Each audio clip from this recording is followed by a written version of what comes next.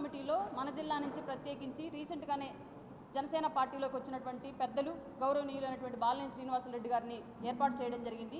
ఆయన యొక్క ఆధ్వర్యంలో ప్రకాశం జిల్లా నుంచి పెద్ద ఎత్తున జనసేన శ్రేణులు తరలి విజయోత్సవ వేడుకకు రావాలని చెప్పేసి మీకు ఎలాంటి సహాయ సహకారాలు కావాల్సి వచ్చినప్పటికీ కూడా మేము ఎప్పుడూ కూడా అందుబాటులో సిద్ధంగా ఉంటామని చెప్పేసి ఈ వేదిక సాక్షిగా మీడియా మిత్రులకు అలాగే జన సైనికులకు వీర మహిళలకు తెలియజేసుకుంటూ ఉన్నాము.